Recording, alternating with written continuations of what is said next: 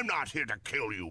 I need you to help me save Xmas. Don't do it! He's evil! I know he is, but I have no choice. Hello, Internet, and happy holidays! I'm Omnivorous, and I'm back again with another Deck Tech for you. This year, we're going to be playing Santa with Uncle Iroh. Iroh, Tea-Master, is a 2/2 human citizen ally for 1 red and white that has, when Iroh enters, create a food token. At the beginning of combat on your turn, you may have target opponent gain control of target permanent you control. When you do, create a 1/1 ally creature token. Put a +1/+1 counter on that token for each permanent your opponents control that you own. He is the latest of gifting commanders that has been just recently printed in the Avatar of the Last Airbender set that we had come out in November. And he's also perfect to play Santa. He's got the beard, the chunkiness, everything, the disposition. Oh man, yeah, we're gonna play Santa with Uncle Iroh. So in the spirit of holiday cheer, this is going to be a nice gifting deck, and not one where we shut down our opponent's crap with stuff like aggressive mining, or steel golem, or grid monitor. None of that. We're gonna be nice, good, gift-giving Santas. So to start off the holiday season right, we're gonna begin with artifacts that give gifts to everyone. Our first gift givers are gonna be Howling Mine and Font of Mythos.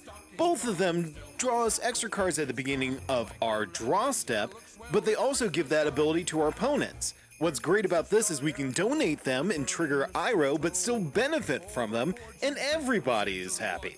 Temple Bell and Pumpkin Bombs aren't quite as good as Howling Mine, but they are still pretty amazing. The Temple Bell is just tap, draw everybody a card, so everybody gets that gift. And then the Pumpkin Bombs, you do have to pass it around to a specific person, and they do have to take a little bit of damage. It does give them the ability to discard 2 and draw 3. Coveted Jewel is pretty good all around. It gives you 3 of any color when you tap it, and then draws you 3 cards when it enters. And rounding out our gifts is Tempting Contract.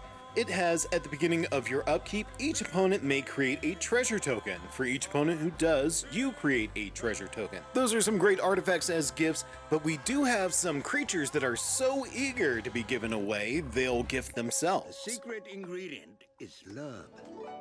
Who could have predicted it? It's the return of Slicer and Alexios. Honestly, I do really love these cards. Both of them are really good. I feel like people have caught on to how good Slicer is, but they need to get up with it on Alexios because they're both awesome. And both of them will pass themselves around the table. Another great card for Iroh is going to be the Acroan Horse. When it enters, it gives itself over to an opponent, and then at the beginning of that opponent's upkeep, it will create a 1/1 creature for each of the other opponents. So it's not a gift for the opponent you give it to, but it is a gift for all of your other opponents. And you.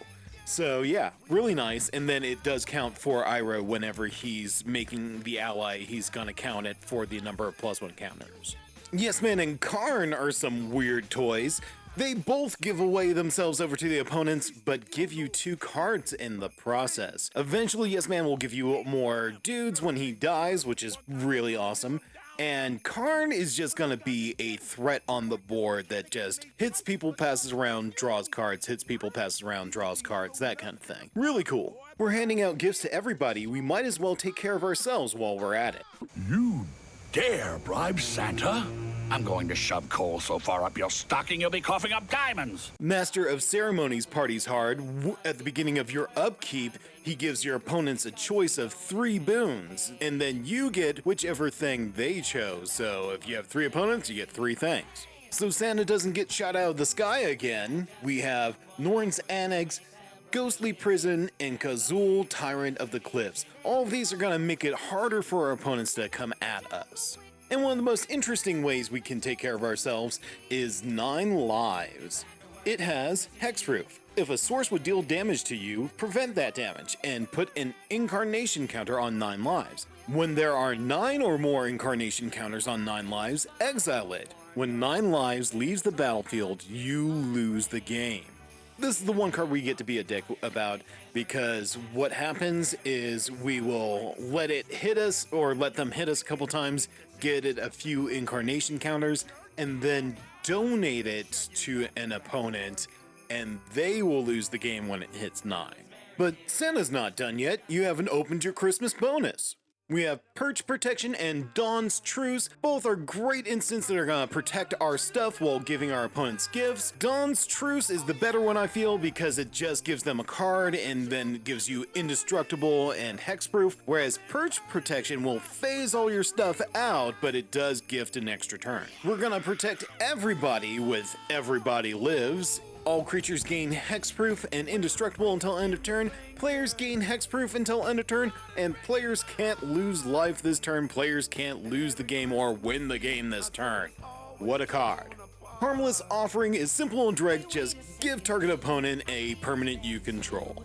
Great and straightforward, and it also has the Jeff art. Probably the best of the tempting offers is Tempt with Bunnies. This is because it's really easy to accept this offer. It has draw a card and create a 1/1 rabbit, then each opponent can. If they do, you also get to draw a card and create a rabbit for each opponent who does that. But who could resist the offer of bunnies? And it wouldn't be the holidays without the predictable dinner brawl with Disrupt Decorum. It's gonna goad all of your opponent's creatures, making them attack each other. Hey, as long as they're not attacking you, right? Of course, Santa can't get it all done by himself, so we gotta recognize his support crew and his little helper elves. Fancy pants.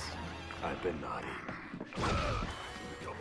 Two of his best are Kazul Warlord and Appa the Vigilant. These guys buff all allies when an ally enters. The Kazul Warlord hands out +1/+1 counters, whereas Appa gives +1/+1 flying and vigilance. Welcoming Vampire and Enduring Innocence will both draw you cards whenever a creature with power 2 or less enter the battlefield under your control. It's a great way for us to keep our engines going and keep drawing more cards.